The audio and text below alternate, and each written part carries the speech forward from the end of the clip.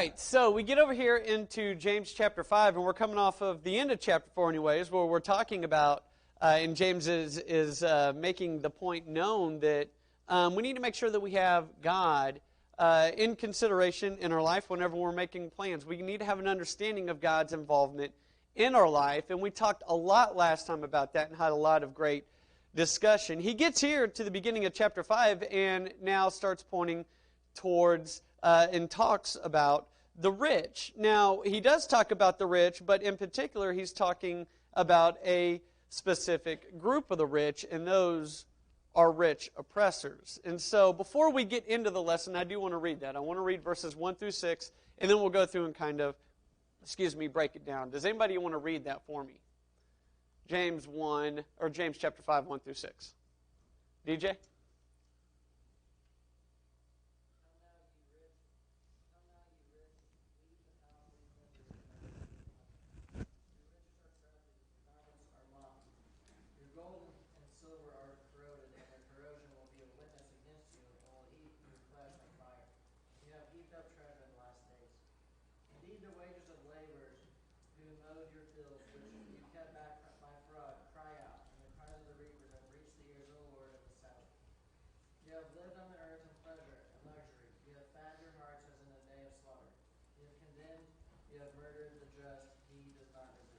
Okay, very good. So he starts off talking to the rich, but whenever we look through this, and as we're going to get to whenever we're going through it, who he's really pointing out here as the problem are rich oppressors, if you will, okay, wealthy oppressors. But I do want to start off with this question. Who is he addressing? Now, obviously, he's addressing the rich, but there's some out there with differing opinions. Is he addressing the rich who are among them? It could be those who are among them, those who are Christians.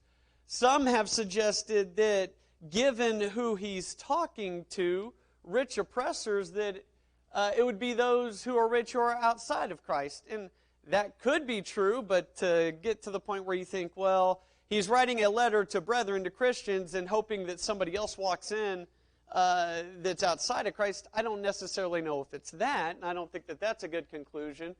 I actually saw this one the other day, and this one makes the most sense whenever you keep it in line with what we get to in 7 through 12. He could be setting up verses 7 through 12 to remain faithful.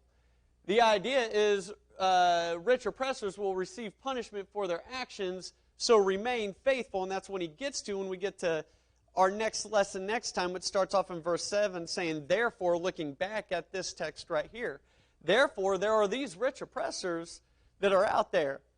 And what you need to keep in mind and you need to understand is you need to remain faithful because they are going to receive their punishment for their actions of oppressing you. And we're going to talk about their actions throughout this study. But who are they talking to? I don't know if you could say 100% for sure. This one is the one that kind of makes the most sense to me. And even whenever you look back in earlier account in James, whenever we were going through chapter 2, remember that's the chapter where we're talking about faith and works and how it all goes together. What was the start of that chapter? What was the problem? They were showing what? Partiality. And they were favoring who? The rich over the poor. And one of the things that James points out in verses 6 through 7 is he's starting to question the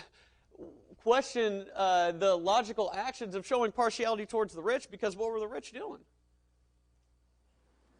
Yeah, the rich were persecuting them, but yet you're showing partiality to them. So that's why I think possibly, he's talked about, hey, you're showing partiality to the rich that might walk in. These are those who oppress you. And then we get over here to chapter 5, and I think he's setting up verses 7 through 12. We'll get to that more next time. Whoever he's talking to, whoever he's writing to. I don't know if we could say 100% for sure that there are Christians there that are wealthy, that he's writing to that are oppressing others. Definitely could be. I don't think it's those that would be outside of Christ, but it could be. I think this makes the most sense. With that said, the application that we will try to make throughout this lesson is instruction to the wealthy in making sure that whenever, wealth and all those types of things, that it's not leading us down a path of destruction. Is it wrong in of itself? Is there a problem with being rich? Is that a sin to be rich, to be wealthy? Oh, we've talked about that before.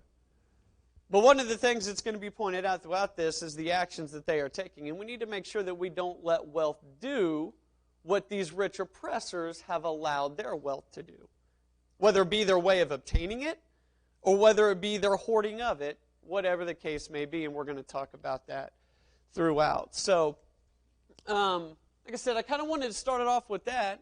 And then whenever we get to chapter 7 through 12, we'll kind of come back to this idea of it possibly setting up, hey, there are those rich oppressors that are out there. It certainly better not be any of you.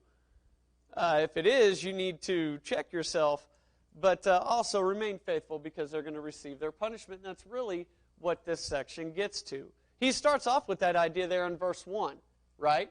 Rich oppressors, what are they to do? They're to weep. They're to howl. Why? Their miseries are coming. What is that idea of weeping and howling? That's the idea that they are to lament, to wail, and to shriek. Why? Well, because these miseries are coming. This wretchedness, the calamity, some hardships, suffering, and distress. Okay? Now, somebody who is rich, or maybe somebody who is looking at the rich, would they think that this stuff would be coming? Why not? They have it, right? They have the homes and the food and the all the wealth and all these types of things. I mean, what kind of distresses, what kind of calamity, what kind of hardship? How are these things going to be coming upon them? And that's what he gets into as he goes throughout. We get to verses 2 through 3. And he really starts to point out the problem with their riches and why these miseries are going to come upon them. Why this weeping, why this howling, why this lamenting needs to be there. He says to him in verses 2 and 3 that your riches are corrupted. Your garments are moth-eaten. Your gold and silver are corroded. What's he pointing out? What's he saying about them? About what they have. Okay, very good. It's not eternal. It's not everlasting. These things are going to be destroyed. These things are not going to last forever. Okay, their riches and possessions are of no value. See, that's the thing with different possessions that we have, whether it be our clothes, whether it be the gold and silver or money, or whether it be the material possessions, whatever it is that we have. A lot of times we think that there is value in those things because it either puts us on a certain level of society or there is some sort of confidence in them. There's some sort of sense of security that's in them. One of the things that James is pointing out is there's no security in those things. And there's no value in those things. Those things are going to be destroyed. Larry? Fits right in with Luke 16 where it talks to the rich man and Lazarus. Mm-hmm. And how the rich man he's identified as a rich man. He had time and opportunity to do something good for Lazarus, who was a brother, who was in need, and he was in violation of God's commandments toward that end. And he was not concerned at all about Lazarus. That's a really good point, and that is going to fit right in with what we're talking about here, because one of the main problems they have outside of, we'll definitely get to the fact that they held back wages, and they did so by fraud, but they were hoarding of these things, and they were not using these to help others at all.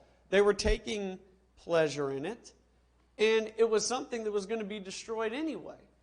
And it causes a problem, obviously, for them, but the sense of security that is in them that leads one down the path of a false security and destruction. And that's definitely one of the things that's brought up here, and it's brought up in that story of the rich man and Lazarus. So they have these things that they seem to be putting, these rich oppressors, their trust and faith in, and James is pointing out, is there is no lasting value of these. Yeah, I guess there might be some value while here on this earth, right? We all have a valuable thing, or might have a valuable thing that we look at that's really valuable to us. But at the end of the day, we recognize various scriptures, such as Matthew 6:19 through 21, that moth and rust are going to eventually destroy those things. And they're not going to be everlasting, and there is no value. But yet, that's what wealth, that's what riches can do. It can give you that false sense of security that you have something of value, but you need to recognize that you don't. In fact, one of the things that James then points out is not only are these things going to be destroyed, but they are in fact a witness against you. They're going to eventually eat your flesh. Now, what is he pointing out here? Their corrosion, I believe this is verse 3, their corrosion will be a witness against you and will eat your flesh. How is the gold and silver? How is the riches that one might have? How are these things a witness against them?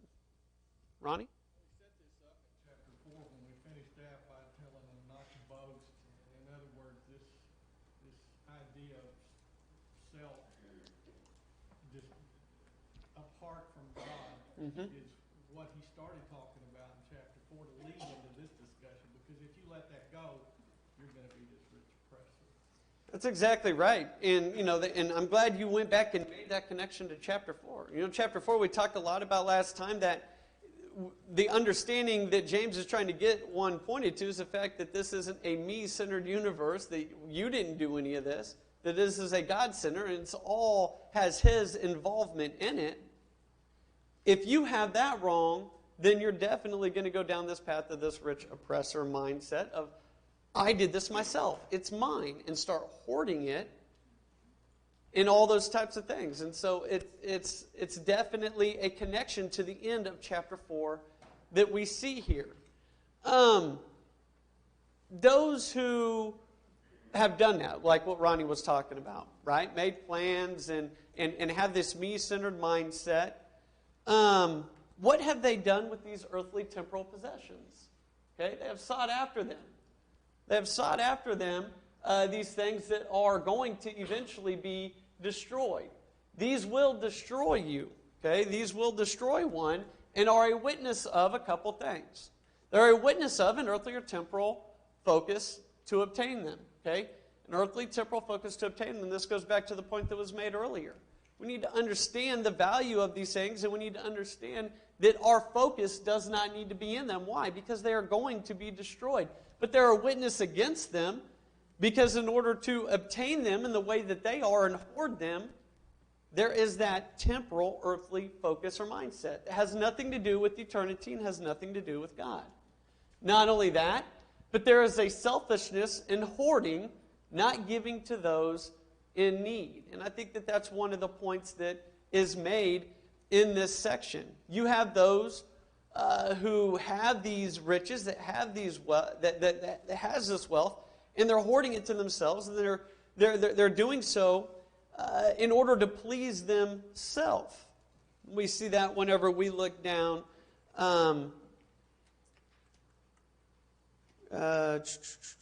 in verse 5, whenever we get to it. You have lived on the earth in pleasure and luxury. You have fattened your hearts as in a day of slaughter. So they have lived in a way and in a manner in which their riches are a witness against them from the standpoint of they're hoarding it, and in order to obtain them, there was this earthly, temporal focus or mindset. That is extremely dangerous. It's extremely dangerous for anyone to have that mindset, to be so focused on the riches of this world, because you remove your focus on spiritual things. You start thinking that this earth and this life is the end-all, be-all. And you might not say that verbally, but your actions certainly do. Jason, and then we'll go over to Noah.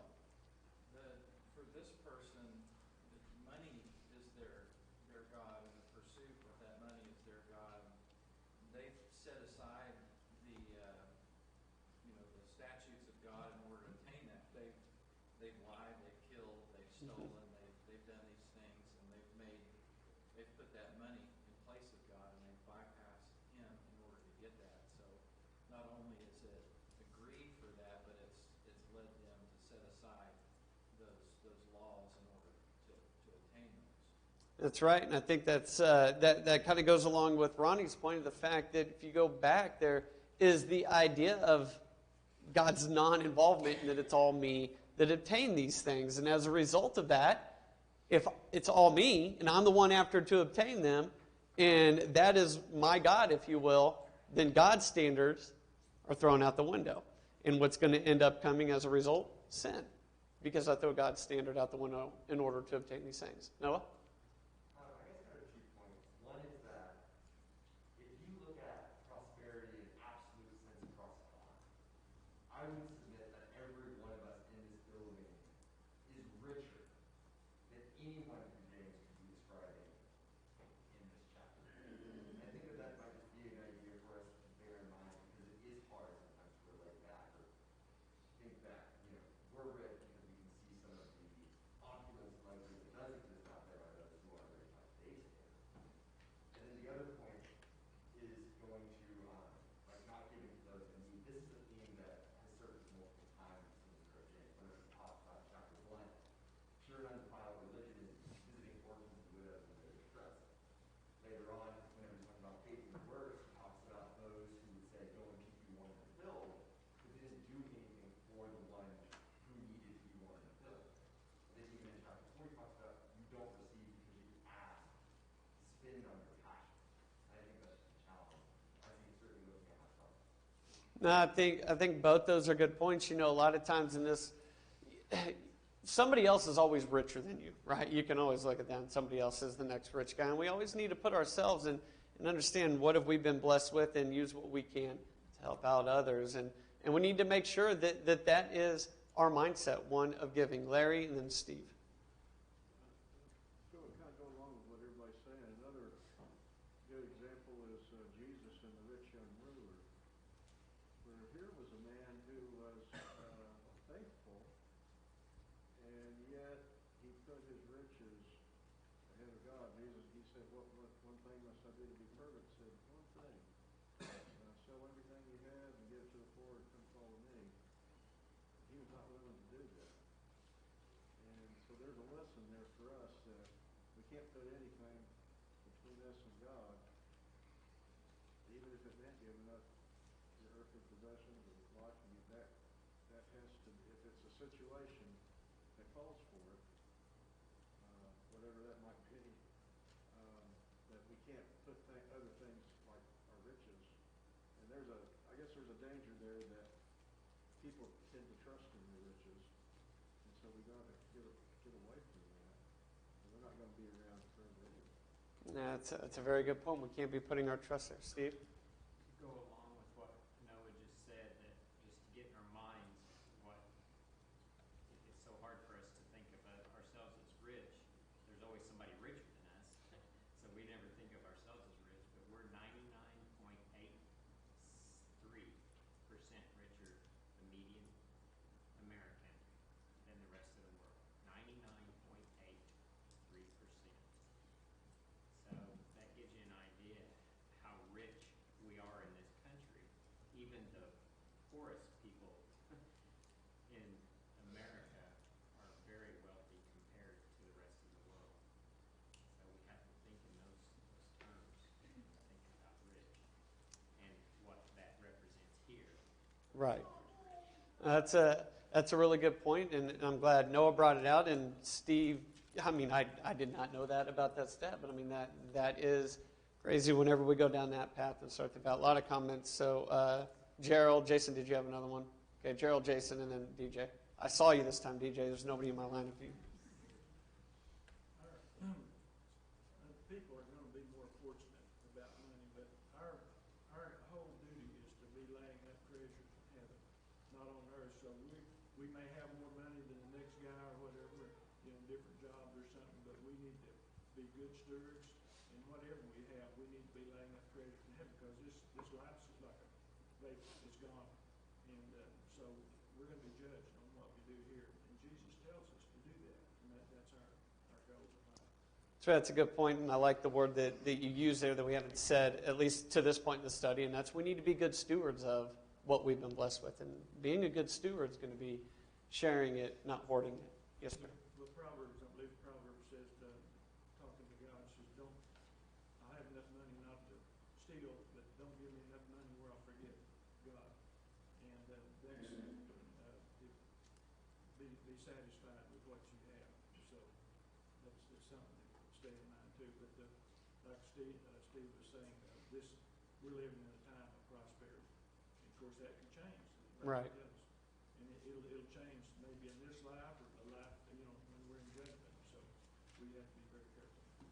Very good point. Jason? That's okay. Okay. You steal it again? DJ? Nothing, he said it. Rick? One of the things that I'm noticing about this is every single Christian, every single person on the earth is susceptible to this mindset because it's more of an attitude that he's talking about. This oppressive rich is somebody that's, their attitude is in the trusting of the riches. We can all be subject to that when we go through hard times. We're all going through hard times right now, sort of. Some more than others because of COVID. People have been laid off. People have had significant impact. Even the Christians in this time were going through an impact. There was a famine that had been coming through, and many of the Christians could have been hoarding it because of the fear of this famine or the things that they were having to provide for. And their focus was on the temporal. And I think that's what this passage is trying to get them out of. Look, it's not about now. It's about later. Like Gerald said, we're storing up treasures for ourselves in heaven, not here. That's right, and that's definitely a point that in the next 3 verses that we'll get to that he's ultimately going to point out is this idea of where we should be storing our treasure, because when we don't, the danger of the path that we're headed down, storing up treasures here on this earth. James, did you have your hand up? Very good comments. Does anybody else have anything else on that? Scott? It just boils down to every decision you make, put God first in that decision. You know, whether it be a job transfer that is not going to make you rich, but it's sure going to put you in a better position than what you're in now in life, as far as financially. What's the church like there? You know, or just getting promoted or changing jobs that's going to interfere with worship services. Just every decision you make, you need to put God first on it. That's right. We definitely need to have that mindset of God first. And whenever we do, it's going to cure the problem that we ended with in chapter 4, which I believe is fairly well connected with the issue that we see here in beginning of chapter 5, with that mindset of me-centered instead of God-centered, and I've obtained this and I'm hoarding it. I mean, whenever you have the mindset, going back to chapter 4, whenever you have the mindset that you made the plan and you did this and you got it and that's why you have what you have, then what are you going to do with it whenever you get it? It's, you know, the desire to give to others is going to be a little harder to get to. Why? Because, well, it's yours. You obtained it. You got it. You got to have that realization that no, you didn't. Yes, you did something as far as putting a plan in place, but there is God's involvement as to why you have it. And you got to go back to Gerald's point. You got to be a good steward with that.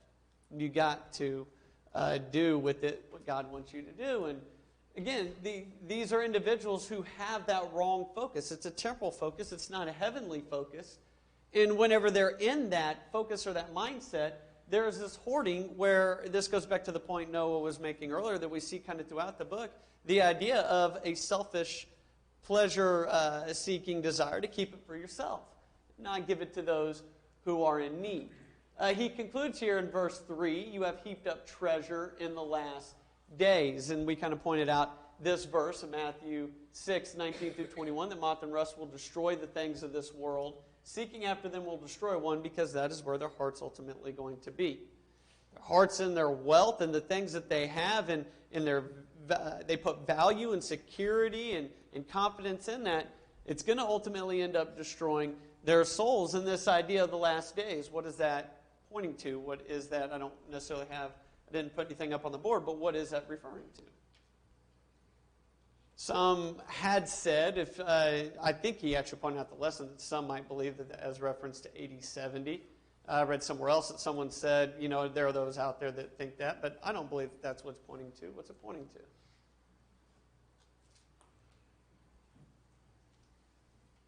Well, ultimately, it's pointing to judgment. That's right. I believe that that's what it's going to ultimately be pointing to, and we're going to see that as we continue on in verses 4 through 6, kind of bring out that idea or that point. One of the things, and we've kind of hit on all this, so this might be a little bit redundant, and I'm sorry about that, but I want you to notice something. Their riches are corrupted, their garments are moth-eaten, their gold and silver are corroded. We talked about the fact that they are destroyed. Got a couple quotes from the author that I thought were pretty good in here, and we've already said these things, but just to kind of keep them on our mind. trusting in riches is a mistake because the idea that it retains its value is a myth. I do want us to all understand this. Goes back to the point that some of us made. How many have believed the myth? How many of us put our trust in them too much and believe the idea that those things somehow, some way retain value, whether it's the value of the actual things or the value of me and my family name and self-worth because I have those things? Whatever it might be, how many of us have actually believed the myth and continue believing that myth or continue believing that lie that we are now teaching to our children? Right? We're teaching to others that's going to lead us and those that come after us down the path of destruction.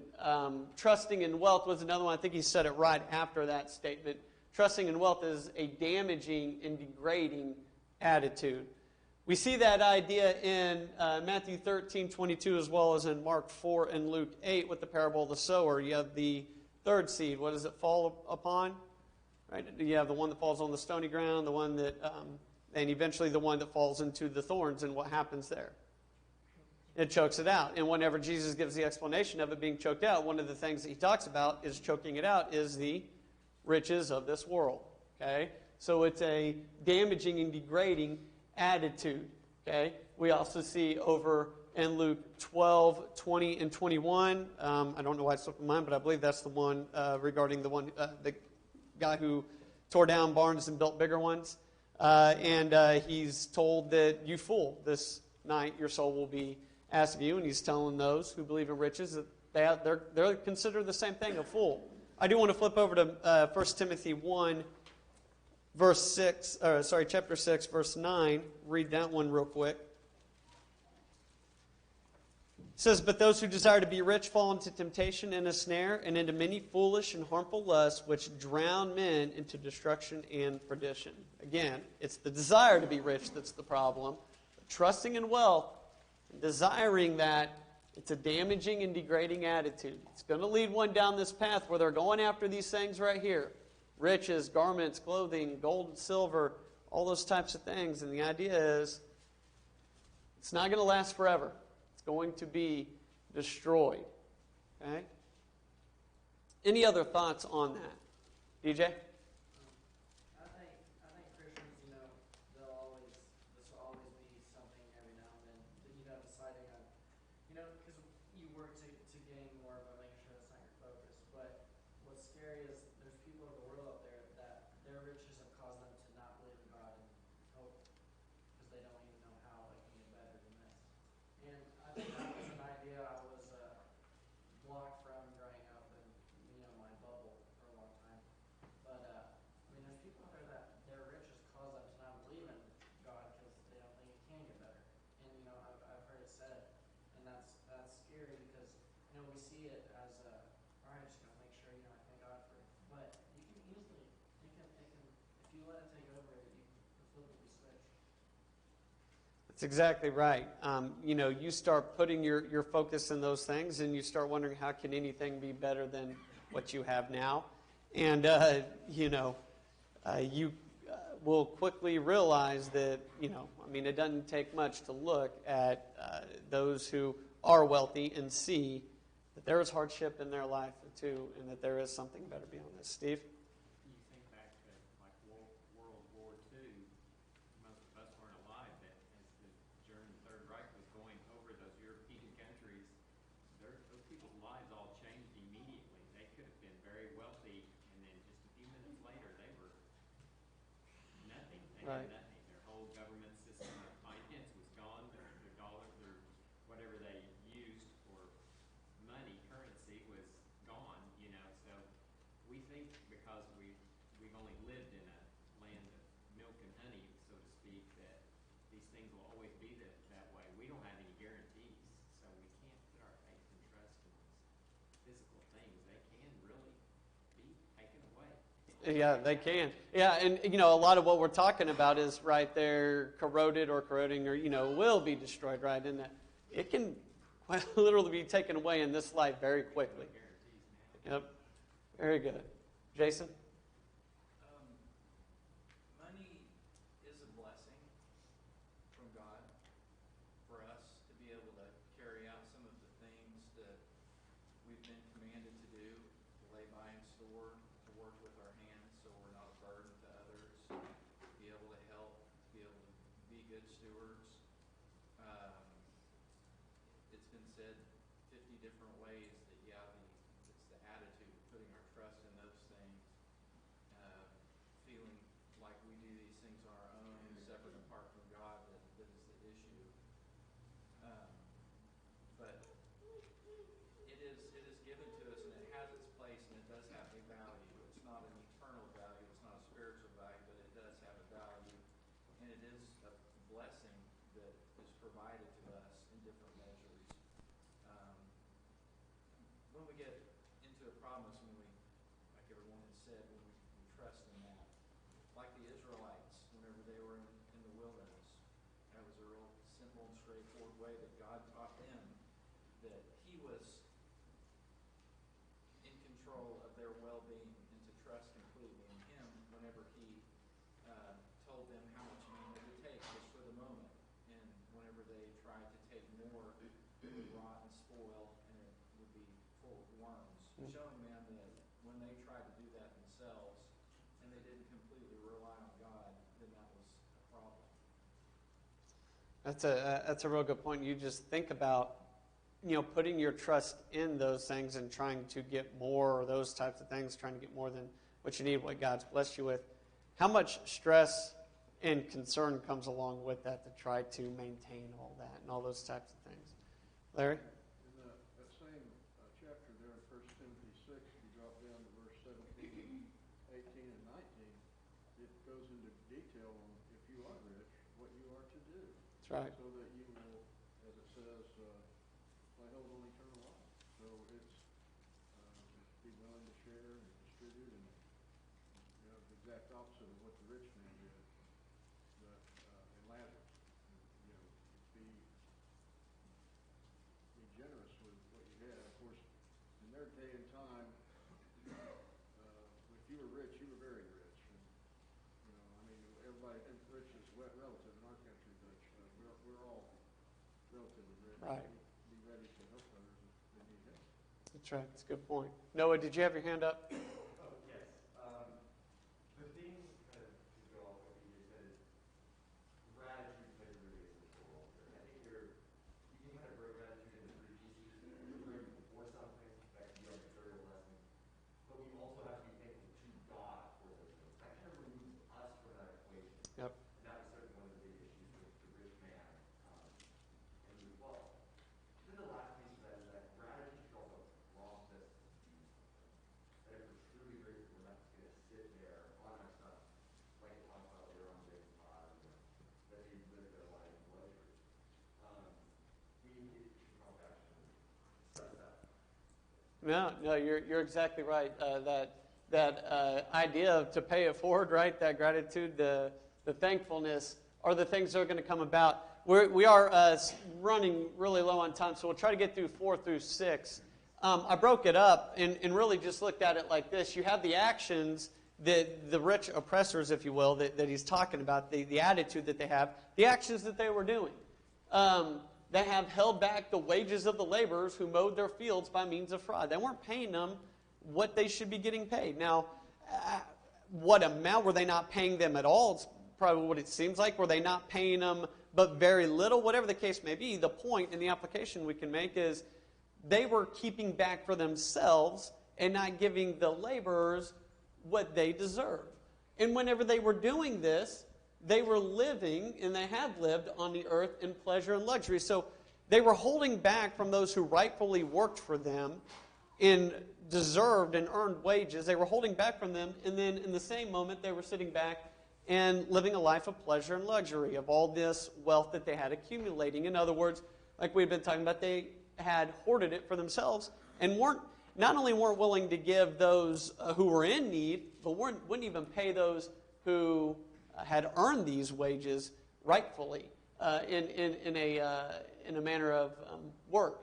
Also, we get down to verse 6, they have condemned and murdered the just who do not resist. Now, were they truly persecuting and murdering them? Could also be that they weren't sharing, that they weren't providing the way that they could, And as a result of this, and I think that links back up to James chapter 2, verses 6 through 7, as we talked about how they would, how the rich oppressors would handle them. So this is the actions that they were taking, and the results are this. The cries of the reapers have reached the ears of the Lord of... Man, I even listened to somebody online say this word 50 times, and I can't even think of it. I keep on wanting to say Saboth. But Sabaoth or something like that. I'm going to get that next time and write it down and tell you guys what it should be. But the meaning of that is Lord of hosts. God hears the cries of the oppressed. We see this idea of the Lord of hosts sprinkled throughout the Old Testament, right? When we see the Lord of hosts, the Lord of power, He's hearing the cries of those who should be getting these wages, but they're not, those who are oppressed. And so God is hearing that. Not only that, but those who are hoarding the money, who are not paying wages as they should, they have fattened their hearts as in a day of slaughter. Like a cow being fattened for the day of slaughter, these have fattened themselves to be slaughtered. I believe this is in reference to the judgment. They have stored up and built up this wealth, and they've hoarded it for themselves, and they are partaking of it themselves. They are fattening themselves for that day of judgment. They are fattening themselves for the judgment day.